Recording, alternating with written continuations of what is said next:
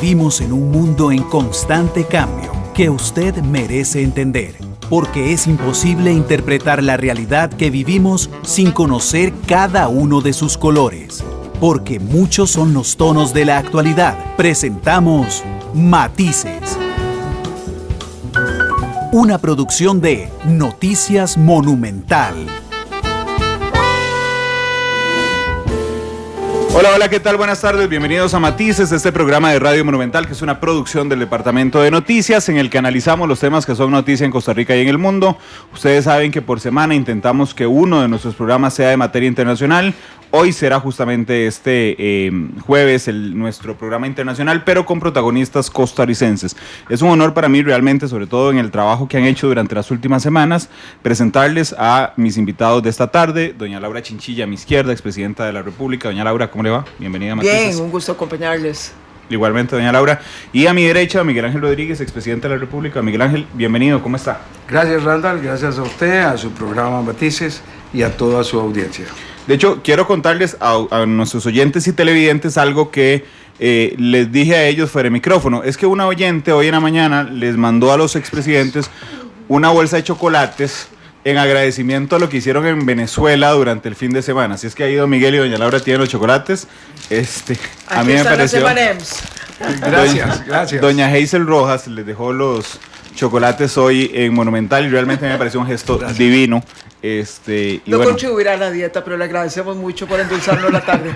Sin duda alguna. Así es que, bueno, muchas gracias a Hazel Rojas que les envió este detalle, expresidente. Yo realmente los felicito por el trabajo que hicieron durante estos días, no solo ahora que estuvieron en Venezuela, sino lo que han hecho y posicionado fuertemente la posición democrática respecto a lo que pasa en Venezuela. Pero yo quiero preguntarles, por favor, detalles de cómo le fue en Venezuela. Quiero empezar con doña Laura. Doña Laura, ¿podríamos ir conversando los tres sobre cuándo decidieron ir, por qué decidieron ir y qué pasó cuando llegaron? Bueno, yo empezaría por decir que esto es parte de un proceso ya de larga data, si se quiere, que viene de una organización que ha agrupado a más de 30 presidentes, expresidentes de Iberoamérica, en donde hemos venido trabajando de manera muy activa en favor de la causa de la democracia. Y por supuesto que si hay una causa que reta la democracia en este momento en nuestra región, es el caso de Venezuela.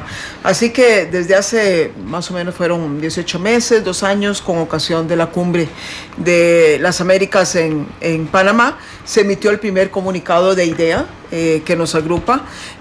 Luego tuvimos un importante hito con la participación de 6 de estos expresidentes, entre ellos don Miguel Ángel y esta servidora, en las elecciones que integraron la actual Asamblea Nacional de Venezuela en diciembre del 2015, y finalmente esta visita que hicimos con ocasión de la convocatoria popular. Pero en medio hemos estado muy activos, fundamentalmente tratando de ayudar a posicionar con más fuerza la causa de quienes vienen luchando por la reconstitución de la democracia y la libertad en Venezuela en el ámbito internacional. Esa ha sido fundamentalmente nuestra misión. ¿Don Miguel? Sí, doña Laura lo ha escrito muy bien. Hay 2 presidentes de España, uno del Partido Socialista, otro del PP, el expresidente González y el expresidente Aznar, que integran con 33, 35 expresidentes de América Latina el conjunto total de IDEA.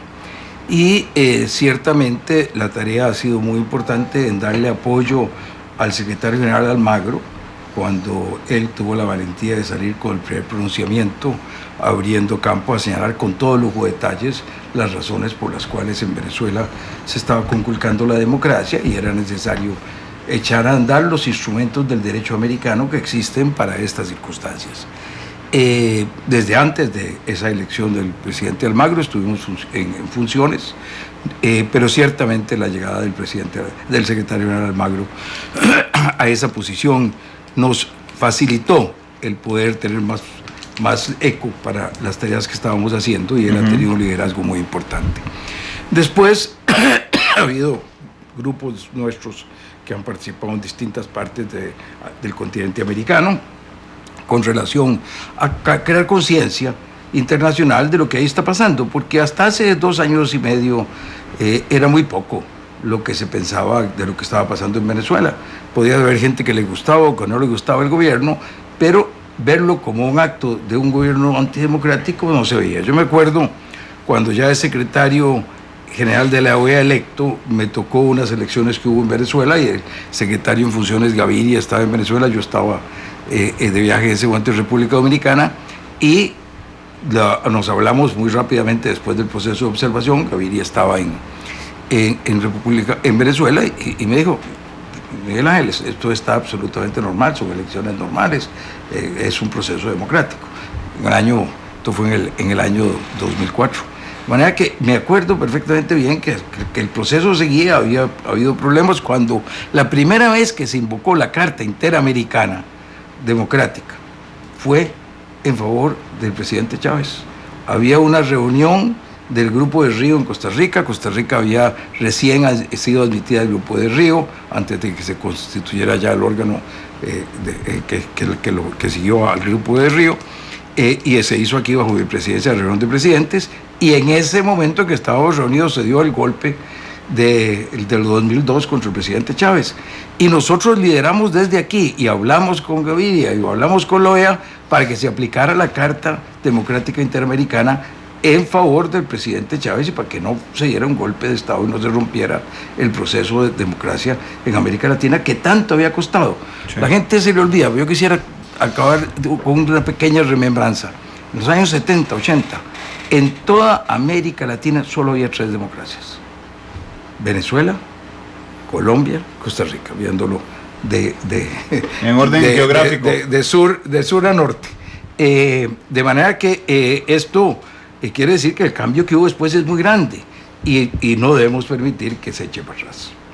A mí me parece fundamental esas elecciones que dejaron a la Asamblea Nacional opositora a cargo de Venezuela, porque hasta aquí llegaron informes, doña Laura de Miguel, de ex embajadores de Costa Rica en Venezuela, de gente venezolana que está aquí, de que hubo un momento antes de que de que el Consejo Nacional Electoral y su presidenta Tibisay Lucena saliera a dar los resultados, había un intento de la administración del presidente Maduro de extender la apertura de las mesas hasta que lograron reducir la diferencia. Y entonces surgió un protagonista que hoy sigue en el gobierno de Venezuela, que es el general Vladimir Padrino, que según la información que nosotros teníamos obligó al Ejecutivo a reconocer, a cerrar las mesas y reconocer los resultados del Consejo Nacional Electoral. Ustedes que estaban vigilando esta situación, ¿eso les llegó a ustedes en ese momento? Porque yo creo que hay un quiebre después de esas elecciones, doña Laura. Sí, bueno, efectivamente ese fue un factor que incidió en que se produjera finalmente el reconocimiento de los resultados electorales. Nosotros estábamos muy pendientes de todo lo que estaba aconteciendo y ese fue un tema que también lo escuchamos y pareciera que efectivamente así fue.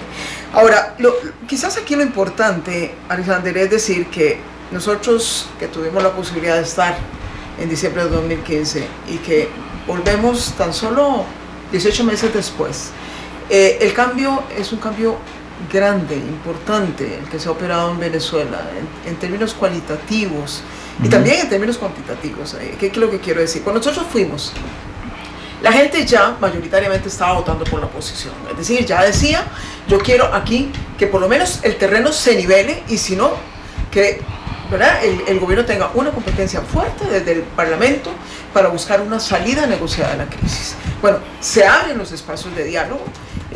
Nos fuimos de Venezuela y era el espíritu que prevalecía de relativo optimismo en el sentido de que podía darse un diálogo nacional conducente a un gobierno por lo menos de transición que atendiera los problemas principales. Sin embargo, eso no sucedió. Sabemos que el diálogo fue un diálogo absolutamente fallido, que únicamente sirvió para que el régimen ganara espacio, exactamente.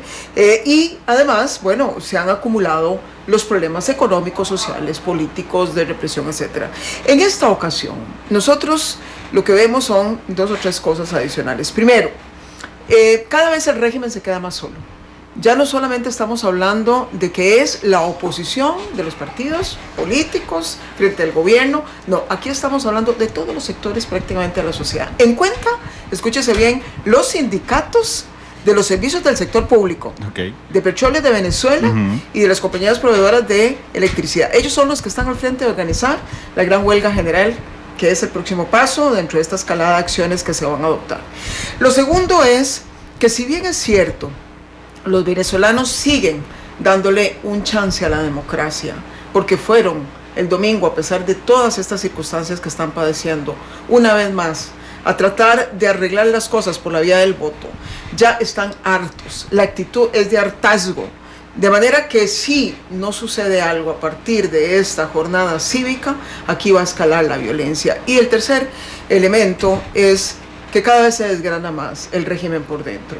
Eso sucede con cuadros militares, eso sucede con el tema como la fiscal que hemos visto, y nos parece que es un cambio que de alguna manera apunta necesariamente a que este proceso vaya buscando ya la salida. Don Miguel, ayúdeme a completarle a doña Laura en el sentido de que ustedes llegan el domingo anterior. Yo hace 2 semanas tuve aquí a una diputada de la Asamblea Nacional de Venezuela, lloró en el programa cuando le pregunté que qué le hacía falta a ella en lo personal, y me dijo el pan.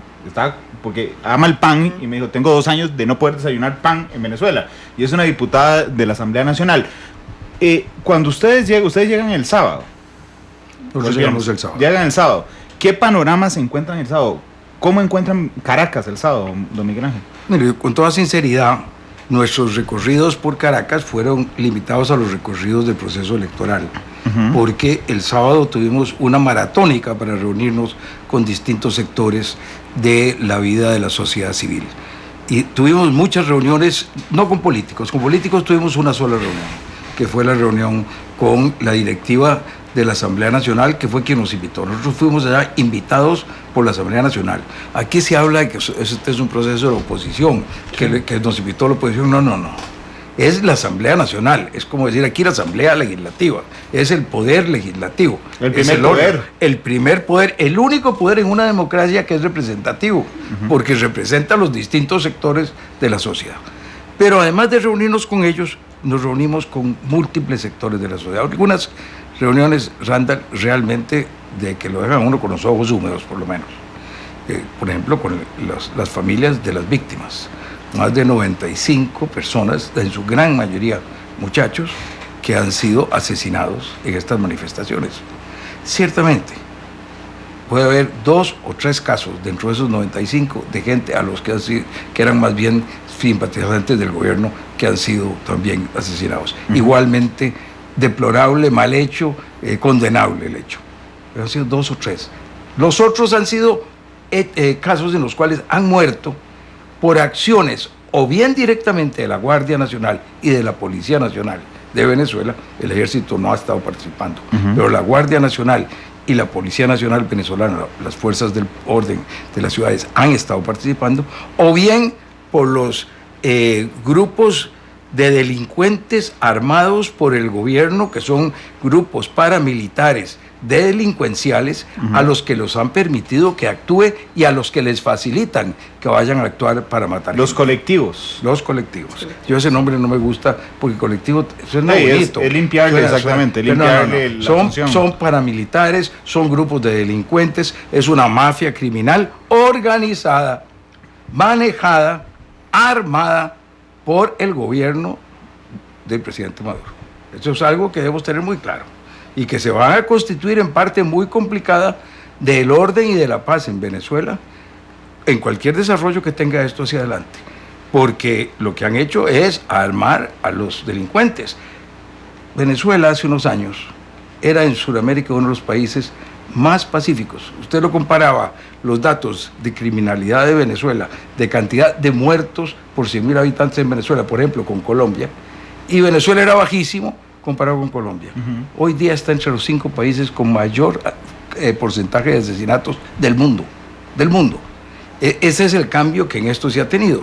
Y entonces nos reunimos con ellas, nos reunimos con los familiares de militares presos, más de 30 que ya han sido condenados en juicios militares en que no se les ha permitido ningún tipo de defensa, que han sido torturados. y 70 o más que están presos todavía sin proceso.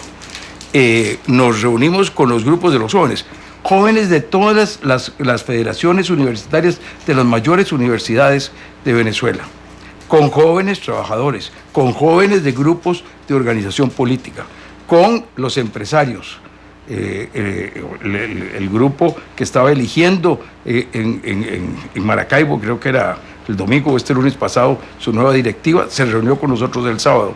Nos reunimos con militares retirados para oír de todos ellos sus posiciones, con los sindicatos, como nos decía ahora, los mayores dirigentes sindicales de Venezuela, como nos decía ahora doña Laura. Y de todos oímos lo mismo. La situación es totalmente insostenible, la situación alimentaria es terrible, hay ratos en que hay alimentos, no es todo el tiempo que no hay, pero hay ratos en que desaparecen. La gente va a comprar las cosas fundamentales, las va a comprar de acuerdo con su cédula de identidad, le toca al día.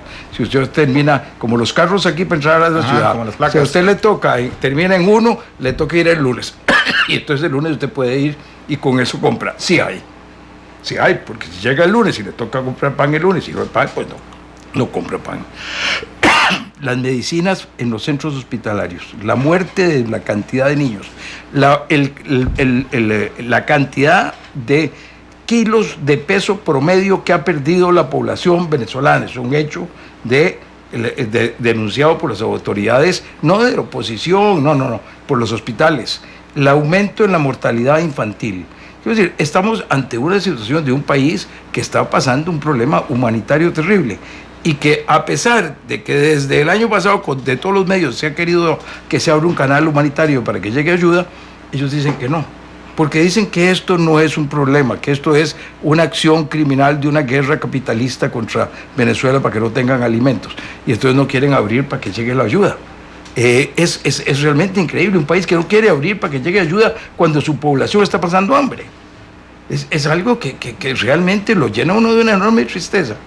Y frente a esto, lo que decía doña Laura, estas personas fueron capaces, en 15 días, después de que la Asamblea Nacional llama a esta consulta popular, de organizar una elección. Imagínense ustedes que me oyen o que me ven, que aquí el Tribunal Supremo de Elecciones dice, no, yo no voy a hacer las elecciones de febrero.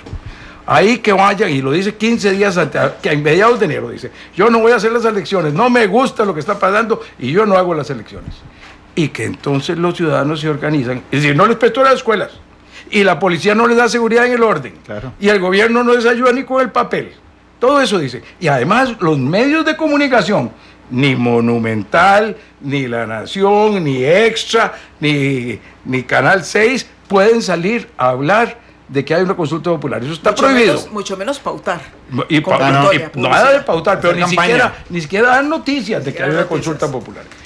Y en esos 15 días después de eso, imagínese usted que los costarricenses fuéramos capaces de, en cada barrio, nos juntamos de acuerdo con la dirigencia de la Asamblea Nacional y decimos, bueno, aquí vamos a ponerlo en la placita de la Merced, donde van los nicas a conversar los domingos, ahí vamos a poner unas mesas.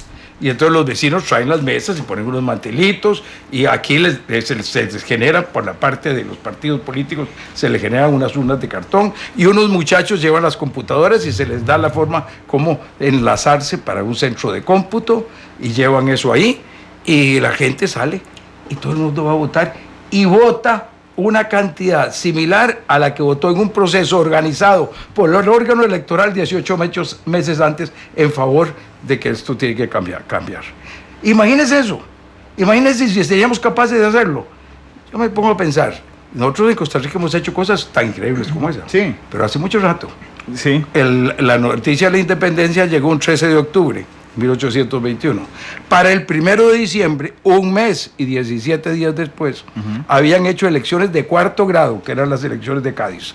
O sea, pueblito elige unos dirigentes, estos eligen otros, se reunieron en Cartago, hicieron un primer proyecto de constitución, no les gustó, se volvieron a sentar a escribir y el 1 de diciembre, un mes y medio después, teníamos una constitución. O eso nos tomaría 20 años. Claro. Pero los venezolanos fueron capaces de hacer un proceso electoral contra todo el mundo, ellos solitos en 15 días. Además tenía un nombre de lo que ahora no hay. Pacto provisional. Sí. Provisional. También pacto de concordia, sí, pero pacto provisional, la concordia interino. La concordia es lo que ya no hay. Un día de estos, doña Laura, estaba aquí don Vladimir de la Cruz, el ex embajador de Costa Rica en Venezuela, y nos pintaba un panorama muy interesante, porque don Vladimir, hablando de Luisa Ortega, la fiscal general de Venezuela, nos hablaba de cómo efectivamente la oposición siempre estaba opuesta, por supuesto, al gobierno de Maduro, pero cómo el chavismo se había partido a la mitad, entonces había, digamos, chavistas puros, que apoyaban a Hugo Chávez en algún momento, que están sumamente molestos con la situación del gobierno de Maduro. Y ahora que usted traía sobre la mesa la situación de los sindicatos de PDVSA y la de las compañías de electricidad, me interesaría mucho si profundizamos ahí en la molestia, ya no solo de la oposición política, es decir, de la MUD, sino de la molestia de chavistas de chavistas puros, digamos, que están molestos con lo que está pasando en Venezuela, doña Laura. Sí, ciertamente eso se está dando. Y creemos que eso será parte, digamos, de lo que pueda ayudar a precipitar la salida del gobierno de Nicolás Maduro, porque claro, ellos cada día que pasa sienten que la factura ya no solamente la va a pagar Nicolás Maduro, sino todo el legado de Hugo Chávez. Y vaya, ellos sienten, ¿verdad?, que hay muchas cosas defendibles del legado de Hugo Chávez. De hecho, el informe, hay que hablar con franqueza, el informe que presenta el secretario Almagro al día de hoy reconoce algunos de los avances, aun cuando había una serie de, digamos, de objeciones que podíamos tener desde el punto de vista estrictamente, digamos, de el funcionamiento ideal de una democracia, algunos aspectos en donde la sociedad venezolana pudo haber avanzado en esos años. Ese es un tema importante, a donde resulta vital, digamos, que eso suceda y se manifieste, porque ya está ocurriendo en el sector público. De hecho, se estima que pudieron haber salido a votar un 30% de los funcionarios públicos. Valientes. Valientes. Esto me lleva también, ahora que hablemos luego de la eliminación de las actas de los resultados, que se ha interpretado como una manera de hacer fraude, no en absoluto. Eso simplemente tuvo que ver con la necesidad de proteger y evitar la persecución de muchos de los que se van a votar. Un 30% se estima, pero donde resulta verdaderamente vital es en el tema del ejército. Ahí es donde resulta vital que se vaya desgranando esa mazorca para poder debilitar el régimen de Maduro. Algo que resulta paradójico. Lo que vamos a ver en las próximas semanas es a una oposición desde el Congreso gobernando, conformando una especie de Estado paralelo que podríamos considerar es el Estado legítimo, porque ellos van a empezar a hacer las cosas apegados estrictamente a la Constitución de Chávez, a la Constitución bolivariana, porque quienes la están violentando y lo han hecho sistemáticamente, prácticamente desde que Maduro en el 2013 llegó al poder, es este gobierno. Ellos van esta semana a conformar el Tribunal Supremo de Justicia, un tribunal diferente al que en este momento existe, que fue conformado violentando las disposiciones que la Constitución contemplaba. Ellos lo van a hacer apegado a la Constitución. A partir de eso, posiblemente también se reconstituya y recomponga el Consejo Nacional Electoral. Por supuesto, van a ratificar la permanencia de la fiscal general, que ya en términos de Maduro no existe. Le transfirió las funciones del fiscal al defensor de los habitantes, como si le quitáramos a don Jorge en este momento las funciones y le dijéramos a la defensora que las asuma ella. Bueno, todas esas cosas van a ir sucediendo. Y entonces aquí hay algo paradójico, de verdad. Quienes en este momento empiezan a convertirse de alguna manera en los defensores de la Constitución, que no necesariamente era la Constitución que ellos avalaron, es precisamente la oposición a Chávez, que fue en su momento, pero que en este momento consideran que por lo menos había unas reglas que debían que respetar, que ya Maduro no respeta. Hay varias cosas paradójicas. Una justamente es que el propio gobierno viole una constitución hecha a su medida, porque la constitución de Chávez es una constitución hecha a su medida. y aún así la violan. Después admiten, digamos, que no les es funcionar porque convocan una asamblea constituyente. Pero además a mí lo que me preocupa, vamos a ver, tengo que admitirlo, en algún momento me da un grado de esperanza, pero me preocupa mucho, es que la oposición, después de no haber participado durante varios años en las elecciones legislativas, no tiene ningún poder dentro del ejército de Venezuela.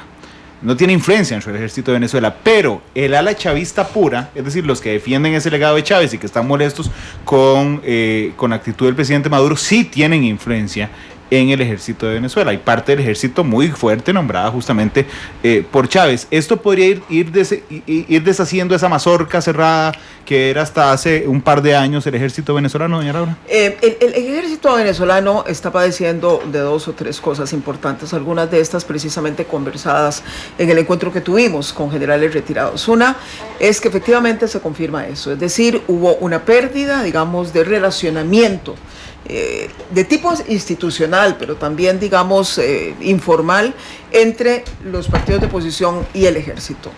De manera que el ejército quedó, digamos, totalmente a merced de las relaciones con el Poder Ejecutivo. Lo segundo es que,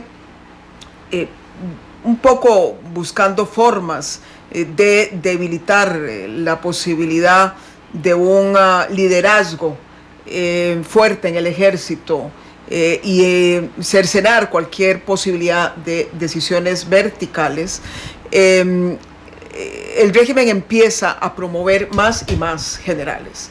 En este momento el ejército venezolano tiene más generales que todos los países de la OTAN juntos. Increíble. ¿Verdad? Con esto y hace cuando no tiene una guerra. Así es, bueno, con esto lo que han hecho es dispersar ese mando militar, ¿verdad? Para que no vuelva a surgir una especie, digamos, de contragolpe ahí desde el ejército y poder diluir, digamos, esas tentaciones. Y lo tercero es que han venido depositando cada vez más potestades en el ejército y con esto más privilegios. Hay 10 puestos en el gabinete de Chávez que están en manos de los generales. En este momento el ejército ya no solamente tiene los mandatos de seguridad nacional, ha invadido la seguridad interna, sino que también imparte justicia a civiles, reparte los alimentos, y tiene un montón de tareas más que está ejerciendo. Les voy a leer algunos de los mensajes que nos están llegando. Kate Rosales dice: saludos, doña Laura, tema interesante, adelante, su voz se escuchaba en apoyo al pueblo venezolano. Carla Ferri dice: a mí me da gusto que los dos estén tan involucrados en este tema, muchas gracias. También dice Alonso: los non gratos son gratos aquí en la cabina. Sí, por supuesto, aquí son absolutamente gratísimos. Mastica dice: de primera mano la información para derribar mitos de defensores criollos. Que es otro tema que ahora vamos a hablar sobre Miguel Ángel. sobre la gente que dice esto es un invento. Y eso me dijeron, ¿por qué no se da un mes para Venezuela? Para que averigüe la verdad, me dijeron eso. Bueno, yo feliz, pero creo que seguramente lamento no lo poder acompañarlo. Ninguno de los dos podrá ir conmigo. Espero que sea poco tiempo. Dice Volcán Podas, pregunta para los expresidentes: ¿en qué más podemos ayudar desde acá? Ahorita voy a entrarle al tema.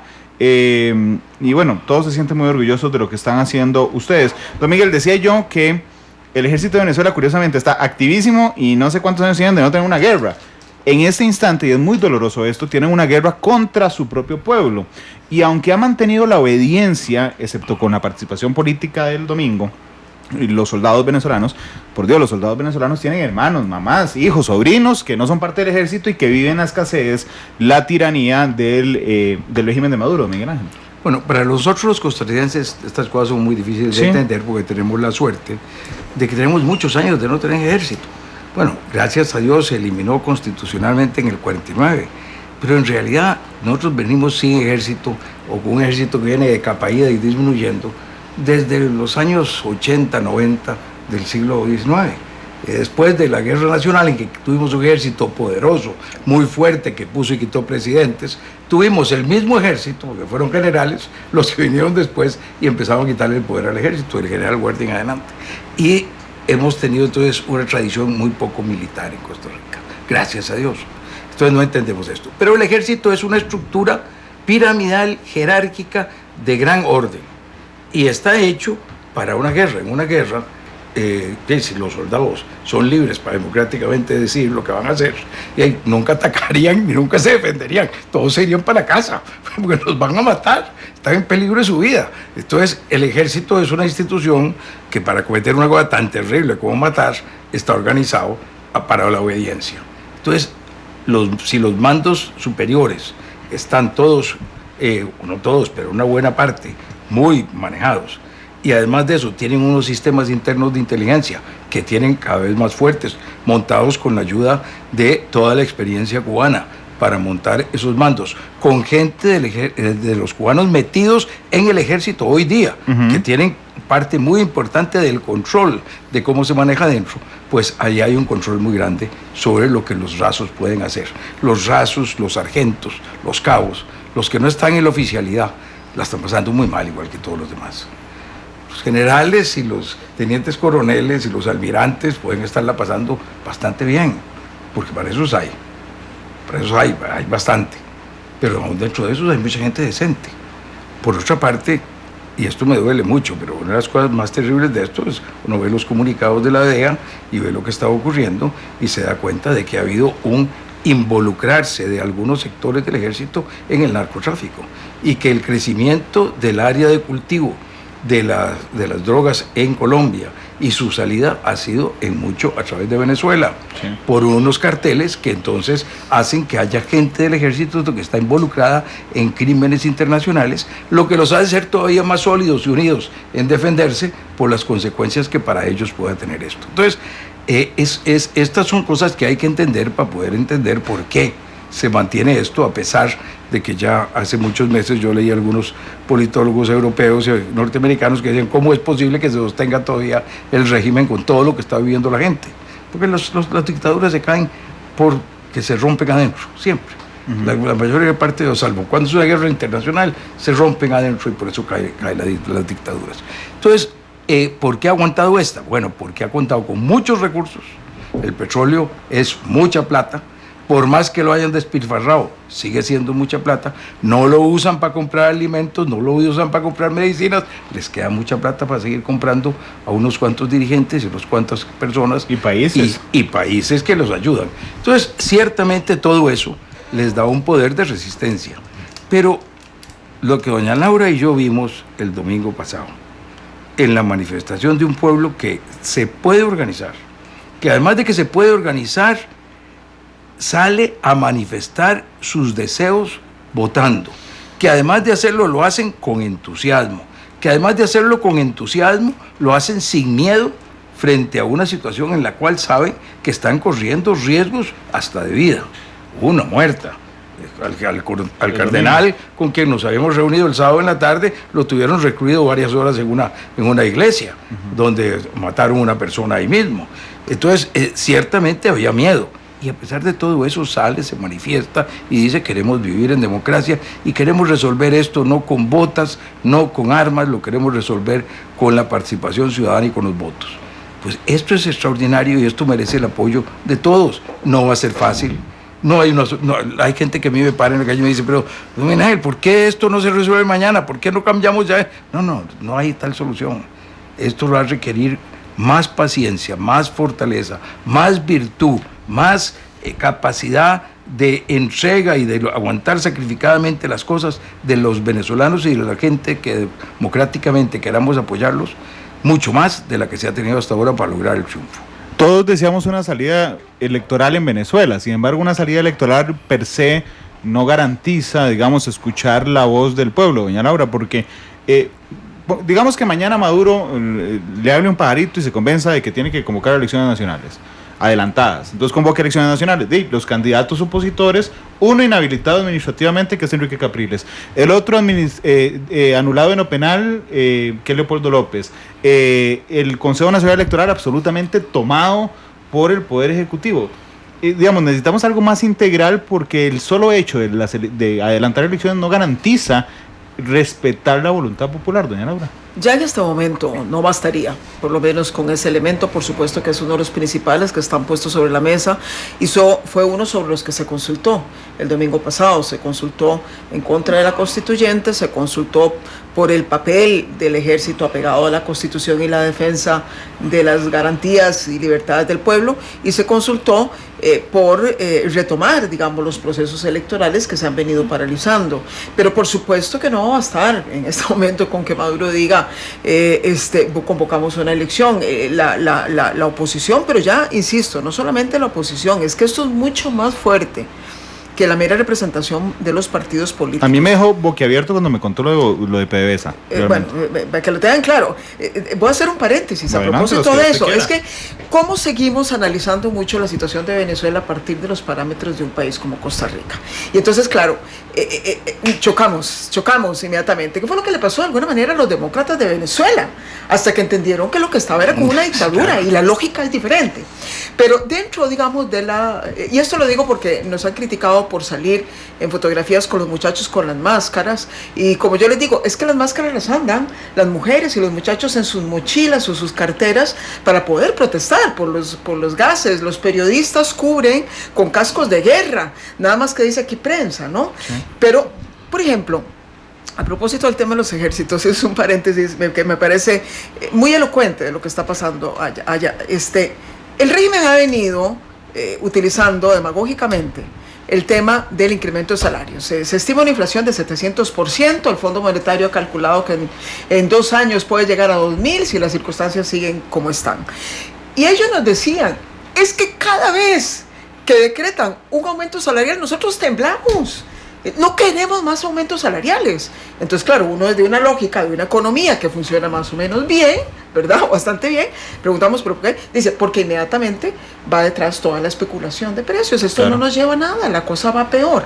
Bueno, es decir, que es que también los trabajadores están pagando una factura alta. Y los trabajadores y los sindicatos están hartos también de seguir llevando ese palo que están llevando del barrio. Por eso me extraña también todos estos sindicatos convocados en Nicaragua.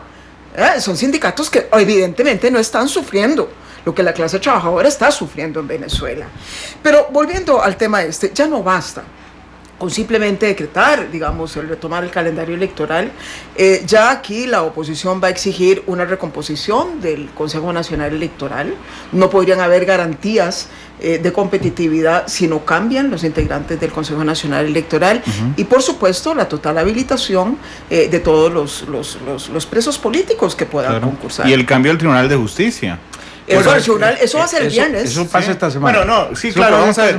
Pero lo que pasa esta semana es que se va a generar un tribunal alterno siguiendo la Constitución. Pero digamos, en la cara o a vista del régimen de Maduro, será un tribunal de justicia ineficaz. Bueno, pero es que el ineficaz es el de Maduro. El que nombra, el que constitucionalmente quien tiene derecho de nombrar a los magistrados es la Asamblea. Igual que al fiscal. Entonces, que a la vicefiscal. Exactamente, de manera que es la Asamblea la que puede nombrar. Y ellos van a nombrar. Y esos van a ser, estos son los de verdad. Los de mentira son los que han venido actuando y claro, que no tienen la legitimidad para hacerlo. Don Miguel, pero yo quisiera traer un tema que hemos dejado de lado, porque se me fue a mí cuando dije los grupos con que nos hemos reunido. Y es un evento muy importante, que es la Iglesia. La Iglesia Católica, una institución que además para los que tenemos fe tiene unas características muy especiales, pero olvidémonos de esa parte religiosa. Todo el mundo tiene que aceptar que una institución de 2000 años es una institución que tiene unas maneras y unas normas y unas tradiciones que han sido muy exitosas. Entonces, nada más veamos eso. En su manejo, la Iglesia, en el siglo XIX, siglo XX, siglo XXI, se maneja frente a los gobiernos con una gran autolimitación. Cuando tiene un problema serio, sale y da una posición moral, doctrinal, una recomendación. Pero no dice, hay que hacer esto, hay que hacer lo otro. En Venezuela la Iglesia dice, no puede haber constituyente. Los ejércitos no pueden poner el orden contra los ciudadanos que se manifiestan. Hay que devolverle a la Asamblea Nacional sus competencias. Estas son declaraciones de la conferencia episcopal de la semana pasada. Claro, pero lo dice dice ahora. Eso es de una fuerza extraordinaria. Sí. Don Miguel, pero lo dice ahora, porque hubo un tiempo en el que... Yo creo que hay que analizar eso bien. Uno puede decir de fallas en negociaciones y demás, pero si uno ve lo que ha venido ocurriendo, la Iglesia venezolana ha venido teniendo una posición dura y fuerte en esto, muy clara desde hace rato. Hubo un momento en el cual, desde el mes de mayo del año pasado, la oposición llamó al Vaticano a que fuera a intervenir en las negociaciones. Y el Vaticano intervino meses más tarde, yo creo, ahí vino el primer error, se dio una intervención tardía, en medio de una negociación que ya estaba siendo conducida por grupos que resultaron que estaban actuando muy de favor del gobierno, pero en las negociaciones de octubre se llegó a cosas muy importantes, reconocer a la Asamblea Nacional sus competencias, liberar los presos políticos, es hacer un cronograma electoral, y ya en las siguientes reuniones eso se acabó. Y el 1 de diciembre el secretario de Estado Vaticano señaló en una carta que las negociaciones ya no tenían ningún sentido porque todo lo que se había acordado no se había cumplido. Carta que después ahora, con la visita de la conferencia episcopal al Vaticano, quedó mucho más clara y mucho más reafirmada, de manera que ahora hay una posición muy fuerte. Muchos de los procesos electorales de este domingo se llevaron en terrenos aledaños, cercanos, facilitados por las parroquias. De manera que aquí hay, eso lo señalo porque es una muestra muy clara de hasta dónde está de grave la situación para que haya una ruptura con una manera tradicional de ejercer de ejercer sus competencias y su organización la Iglesia Católica. Lamento contarles, hay un muerto más en las manifestaciones en Venezuela hace unos sí, lamentablemente ahí se reportaban 30 arrestados más o menos de hace una hora. Es que hoy día las manifestaciones han sido masivas. Hoy es el paro. Hoy es el paro. Ha habido un paro y hoy ha habido una cosa muy masiva en todo el país. Expresidente, le iba a preguntar con toda confianza al aire, porque sé que tiene que irse un poquito antes de... No, tranquilo, ya arreglamos. Yo tenía un compromiso que lo pudimos atrasar, tranquilo.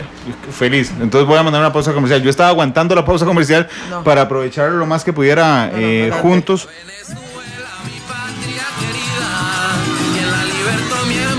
Simón Bolívar. Viva Venezuela, mi patria querida. Que la libertó mi hermano fue Simón Bolívar. Viva Venezuela, mi patria querida. Que la libertó mi hermano fue Simón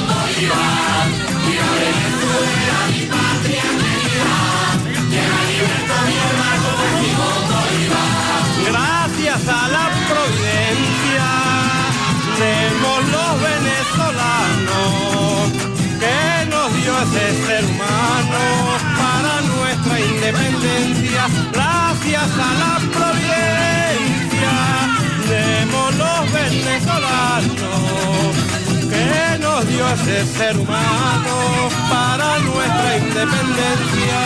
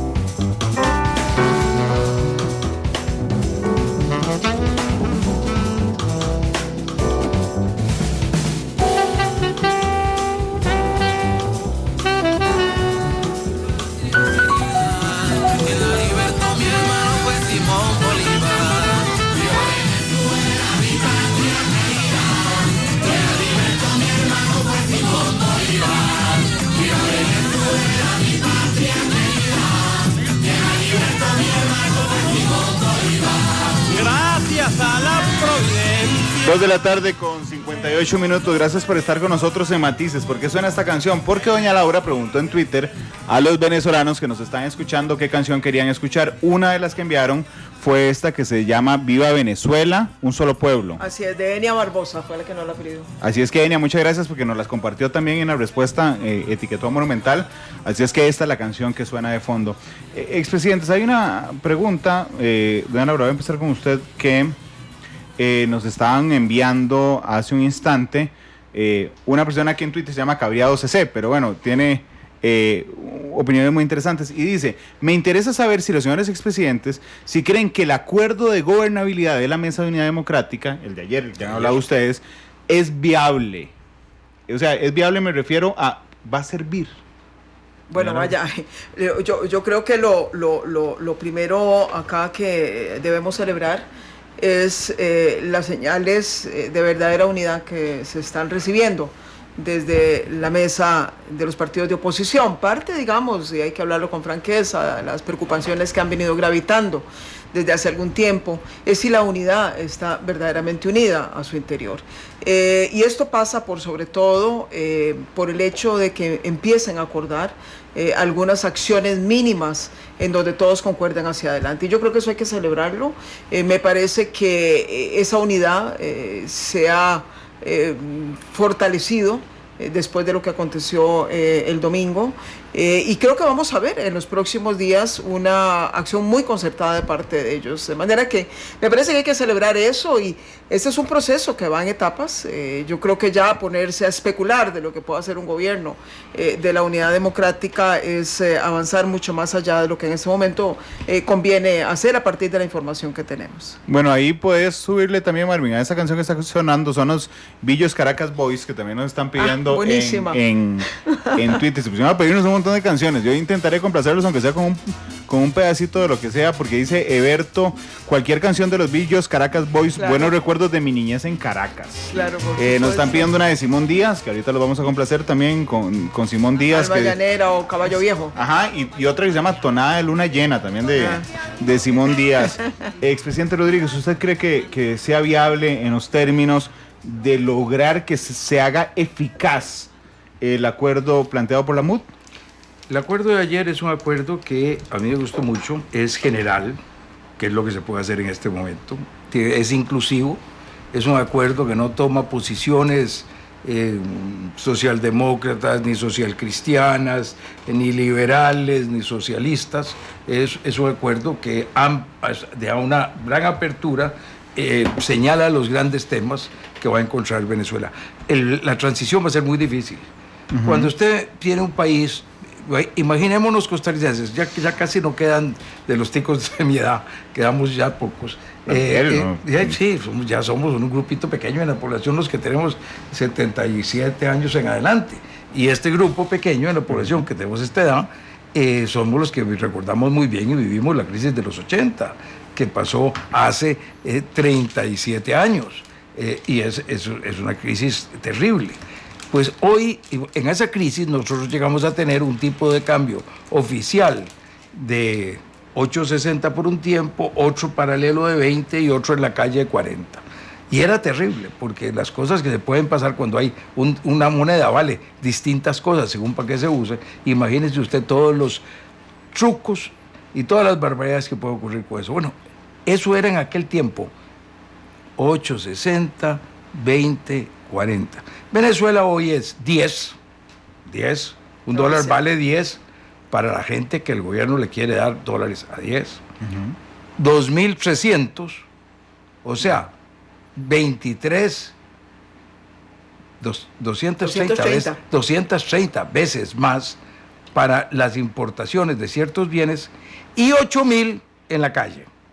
O sea, 800 veces más en la calle. Usted compra con 100, le permiten comprar $100 al tipo oficial de 10 y le permiten venderlos, y con eso que usted los vende al 8.000, volver a comprar dólares, y los $100 se le convierten en $80.000 en una operación.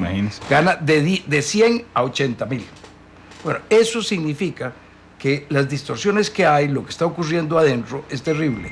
Empezar a poner orden en un sistema de precios como estos es dificilísimo. Los retos que va a enfrentar el gobierno van a ser muy difíciles. Y por eso es un gobierno que tiene que ser muy inclusivo. Es un gobierno donde tiene que haber chavistas. Donde hay Es que un tomar en cuenta gobierno los donde chavistas. tiene que haber chavistas, donde tiene que haber gente que haya estado con los cambios que se quisieron imponer durante estos años. Todos van a vivir en Venezuela y ahí tiene que encontrarse una manera de que todos puedan participar. Es un gobierno que no puede ponerse a sacarse clavos. Es un gobierno que tiene que entrar a ver hacia adelante las dificultades que tiene.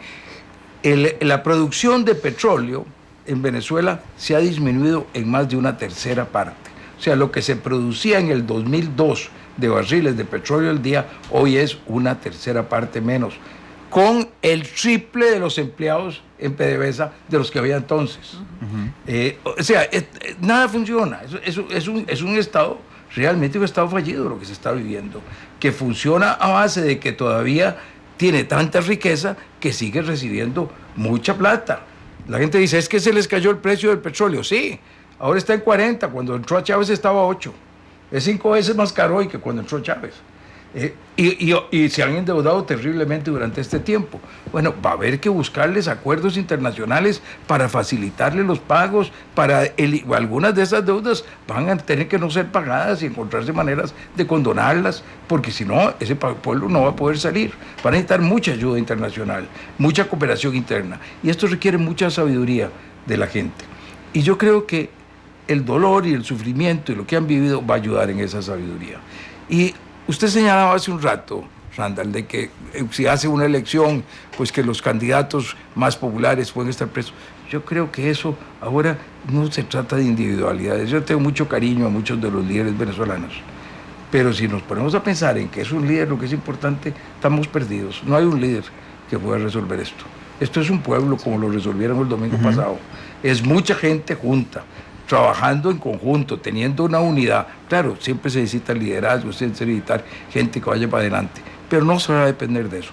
Se tiene que depender de una visión país muy importante en un momento difícil. Cuando aquí tuvimos la crisis de los 80, vino el gobierno de don Luis Alberto Monge, usted me invitó aquí en esta misma mesa estuve yo sentado cuando se murió don Luis Alberto Monge. Usted me hizo el honor de llamarme para que yo viniera a hablar de un presidente del partido contra el que he peleado toda la vida, desde que soy un carajillo de colegio, no de universidad, de colegio. Pero usted era opositor en la Asamblea Legislativa. Yendo a la Asamblea, al Palacio Nacional, al Congreso, ahí donde estaba ahora el Parque Central, a que me echaran con gases lacrimógenos porque estaba peleando porque no vendieran esa joya que teníamos, que era el Congreso, el Palacio Nacional de Costa Rica, y yendo a apoyar a Mario Echanti y a los diputados de oposición, y ahí a pelearme con don Charlo Facio, que presidía el Congreso, y que tenían 33 de 45 diputados. Desde entonces estoy peleando con Liberación. Ajá. Y usted me hizo el honor de que yo viniera aquí a sentarme a hablar bellezas de un hombre que tuvo el valor,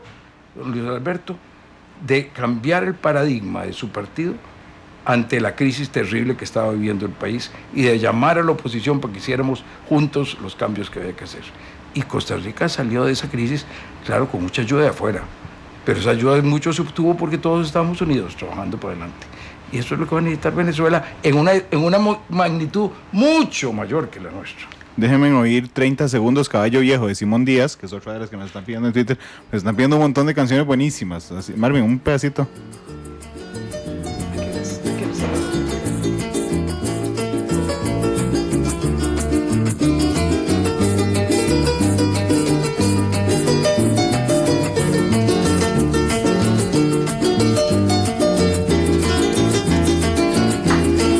Ese es Caballo Viejo de Simón Díaz. Les quiero preguntar algo realmente desde la ignorancia de la institucionalidad internacional, pero que no solo que se vuelva eficaz, sino cuánto pesa la legitimidad que le brinden el resto de naciones al gobierno alterno legal que genere la MUD. Es decir, es necesario que otros países digan, bueno, reconocemos como el Tribunal de Justicia Oficial de Venezuela que está nombrando la MUD. ¿Cuánto dependemos de que los países empiecen a reconocerlo, doña Laura?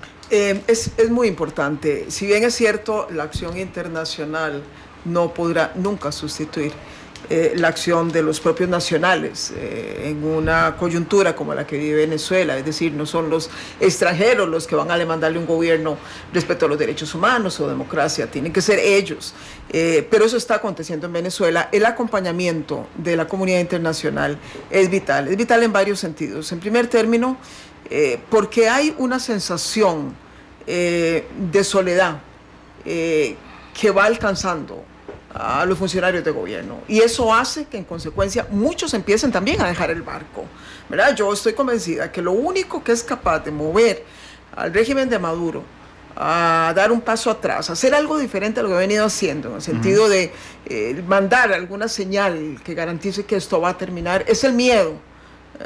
Aquí no estamos con un régimen de que se va a conmover por el sufrimiento de la gente, por las muertes violentas, por la indignación de las personas, es el miedo.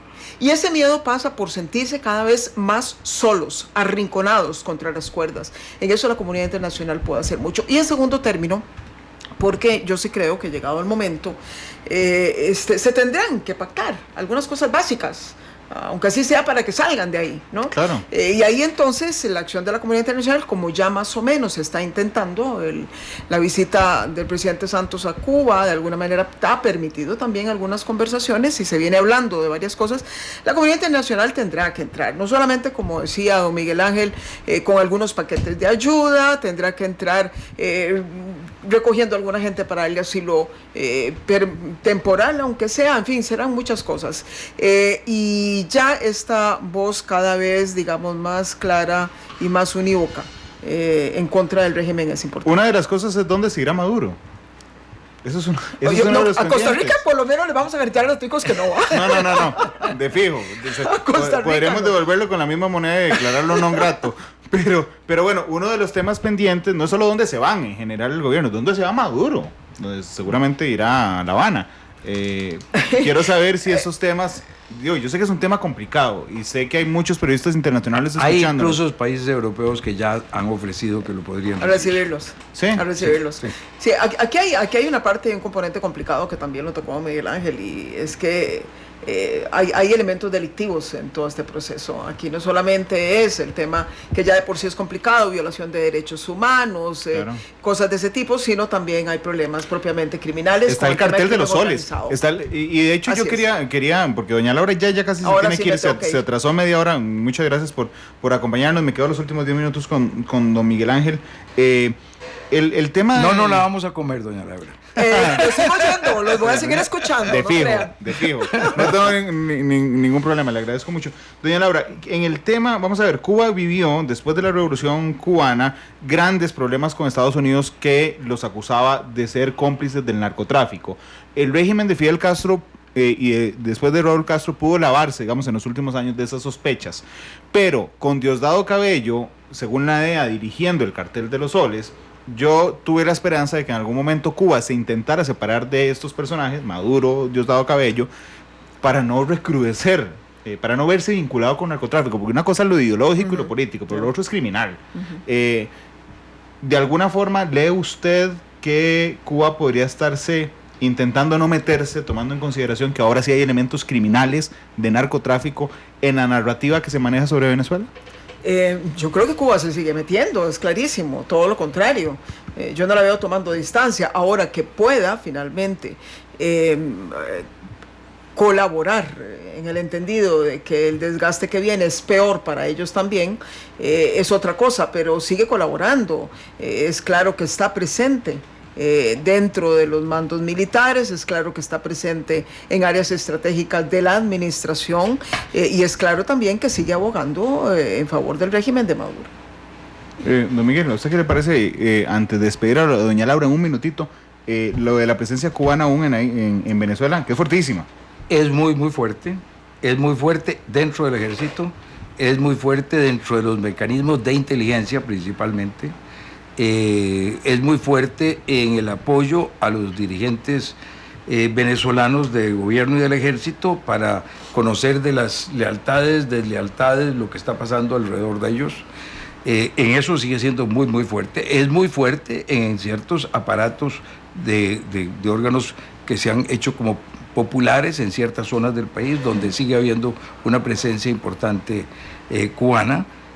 Alguna de esa presencia va a ser importante también después. Por ejemplo, los médicos cubanos que han estado ayudando, no hay ninguna razón porque no sigan ayudando a la situación de Venezuela. Es una cooperación valiosa, pero hay otra que es muy, muy complicada, que se sigue dando con mucha fuerza, pero que yo no dudo que también los cubanos sabrán olfatear muy bien cuándo es el momento de ir cortando esas ligas. Expresidente, permítame despedir ya a doña Laura.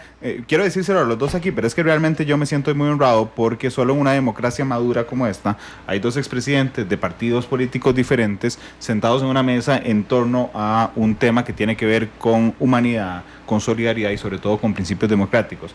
Así es que ahorita lo despido a usted, pero le agradezco mucho además compartir aquí, dar esa muestra de democracia. Y doña Laura, muchas gracias por haber venido. Alexander, viera qué hermoso es cuando nos paseamos allá por cualquier lugar que visitamos, ver cómo la gente se nos viene encima a agradecernos, no porque sea Miguel Ángel o Laura, sino porque es Costa Rica. Para ellos hay una investidura y tienen una admiración tan grande de un país que ha sido capaz de levantar permanentemente las banderas de la democracia y la libertad. Por eso es que estamos tan obligados en Costa Rica a apoyar al pueblo de Venezuela en esta importante lucha. Déjeme poner de fondo a Luis Silva con En Venezuela mientras despedimos nosotros aquí a doña Laura. Ahí le suena Luis Silva de fondo.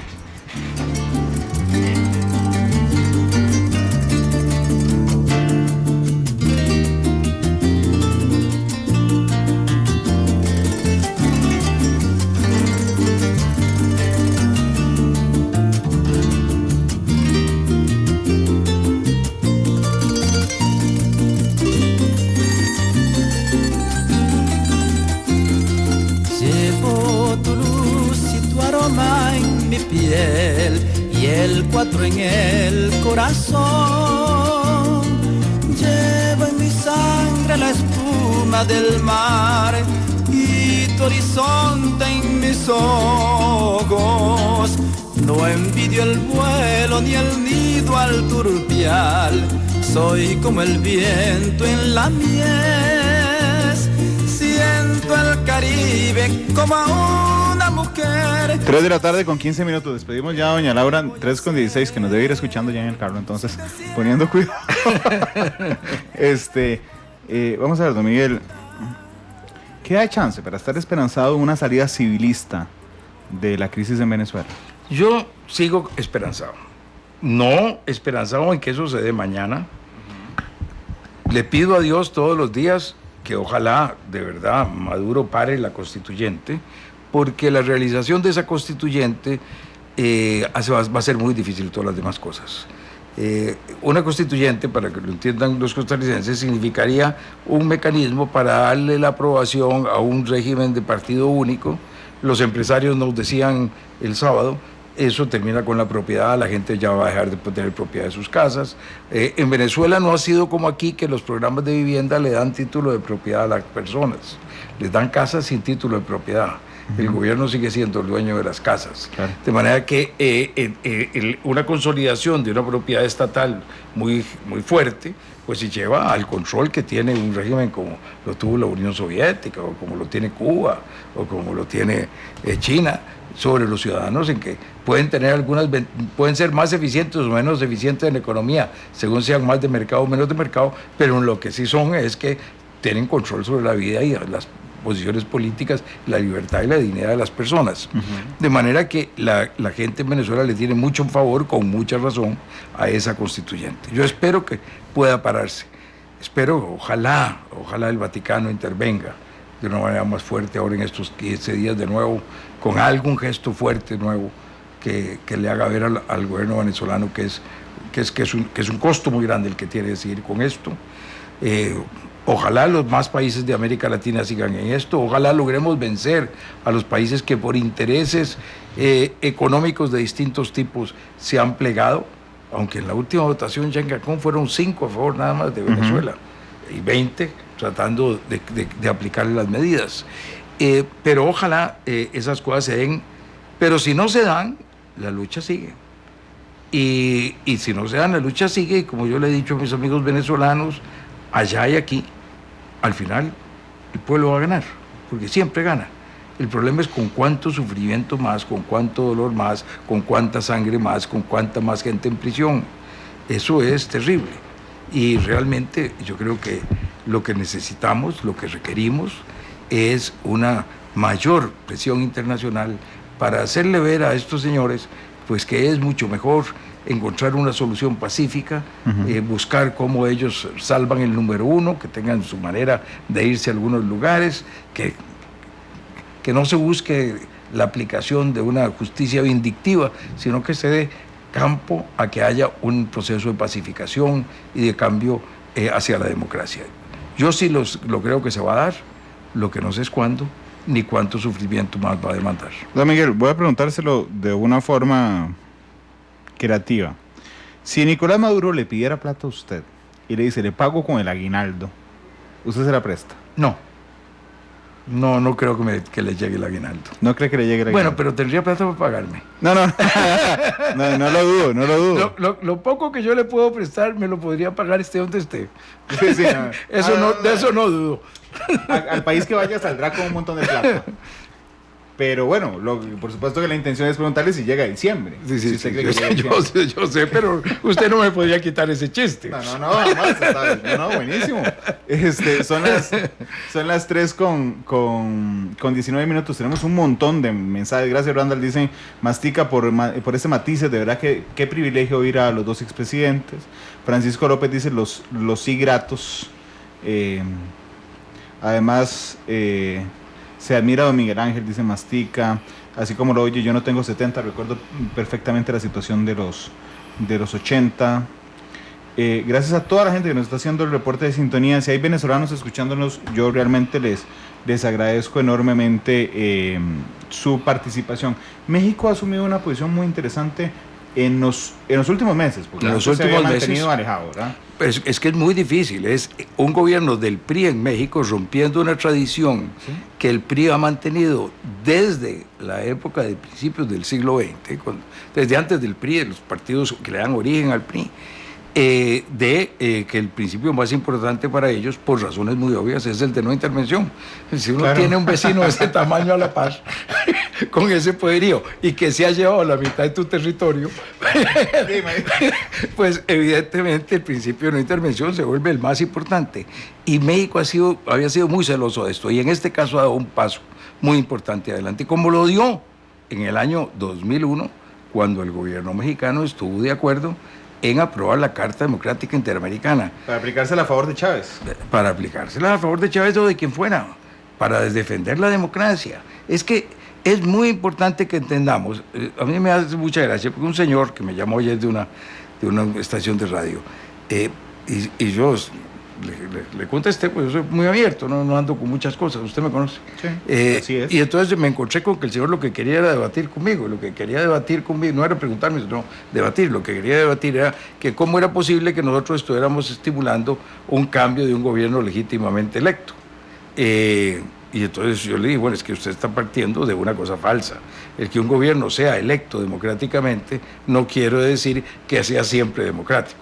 Si la Asamblea Legislativa elige un presidente en próximo mes, los costarricenses eligen un presidente próximo mes de febrero, y 1 año, 2 años después cierra la Asamblea Legislativa, cambia a los magistrados, cambia el Tribunal Electoral, empieza a usar la policía para garrotear a la gente en la calle, y se acaban los alimentos en el país, eso no es democracia, y no hay que respetar ese gobierno.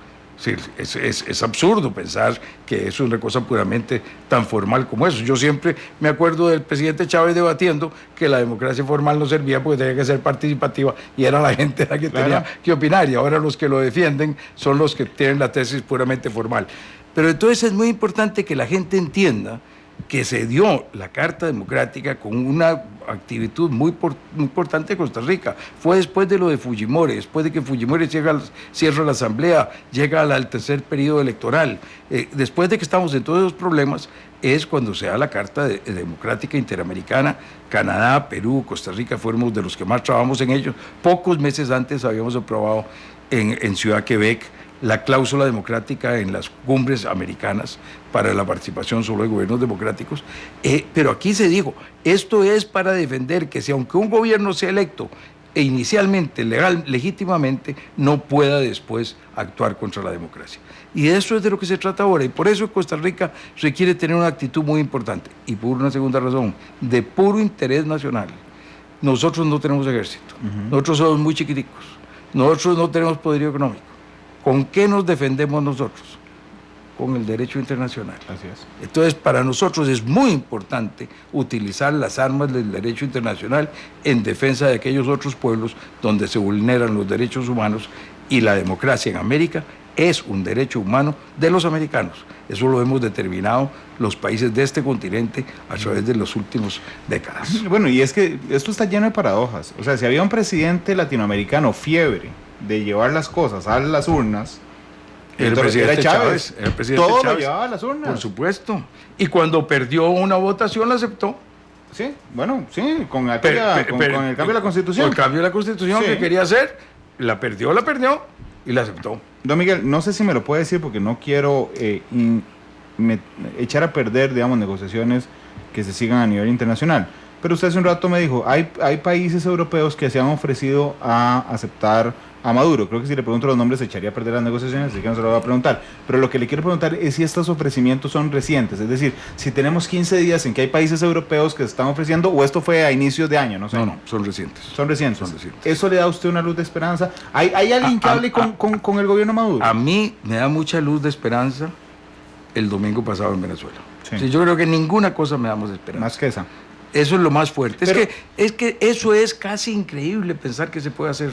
Yo le puse el ejemplo de hacer eso aquí.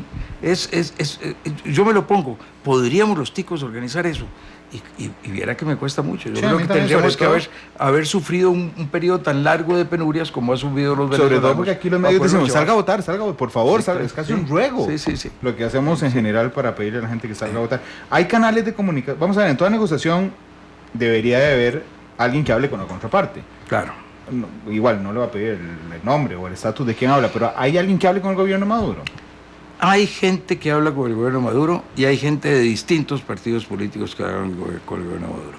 Hay gente dentro de la oposición que son más negociadores y más abiertos a diálogo, que hablan con el gobierno de Maduro. Hay gente dentro de la oposición que son más duros y también hablan con el gobierno de Maduro. Sí están hablando con Sí. el gobierno Maduro. Es que no puede ser de otra manera.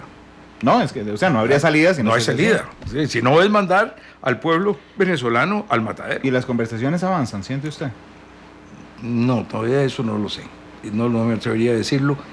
Y más, le voy a decir más. Sí. Lo dudo. Yo dudo de que todavía estén avanzando. Se necesitarán otras cosas que ocurran. Me parece que lo que está haciendo ahora la Asamblea Nacional va a empezar a poner las cosas un poco más claras.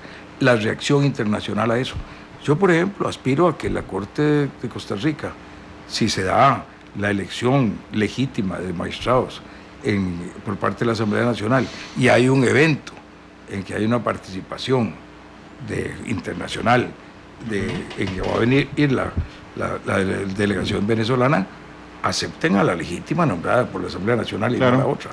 Pero esas cosas van a empezar a tener mucho impacto. Es que esto le cuento, periodísticamente es riquísimo. Yo digo, a veces los periodistas vivimos de la situación complicada de otras personas, pero yo me estoy muriendo por ver realmente, una vez que funcione el gobierno alterno, digamos, formado por la Mesa de Unidad Democrática, quiero ver inmediatamente una reacción internacional de México, de Costa Rica, de la Unión Europea, de los Estados Unidos, diciendo, bueno, a quien reconocemos como Tribunal de Justicia es este, al que reconocemos como Consejo Nacional Electoral es este, a la Asamblea Nacional le reconocemos todos los diputados, incluyendo los 3 que están impugnados.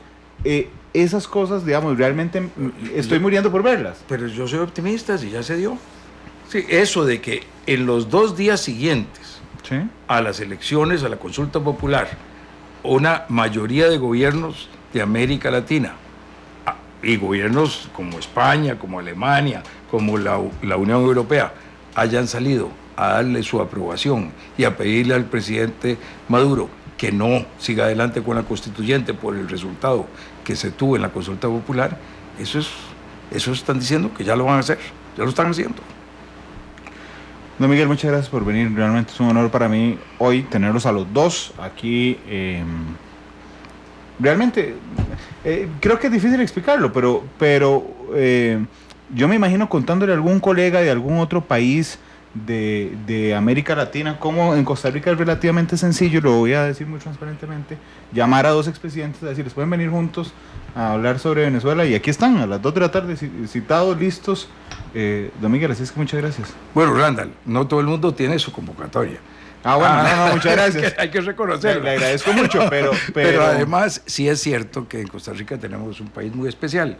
Yo me honro de que a mi toma de posesión estuvieron todos los presidentes vivos que había en ese momento en el país. Así es. Bueno, eso es una cosa extraordinaria. Eso yo creo que no se da en ninguna parte del mundo. No, a mí realmente me alegra y ver. Vea, les voy a contar, doña Laura entró un parcito de minutos antes de que empezara el programa. La cordialidad con la que se saludan, cómo fueron a Venezuela juntos.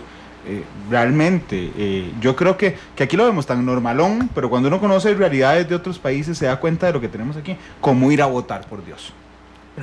Es que este es el país en que yo le puedo contar a mis nietos que siendo monaguillo en el Colegio Sion y yendo para la Escuela Buenaventura Corrales, bajando por la cuesta de la fábrica frente a la vieja casa presidencial, cuando yo tenía unos 10 años, me tocó ver a don Otilio Late, presidente de la República, subir con un campesino descalzo, darle un abrazo y tirarse a la calle imprudentemente, no volviendo a ver lo que venía y ser atropellado por una bicicleta que lo dejó inconsciente en el piso.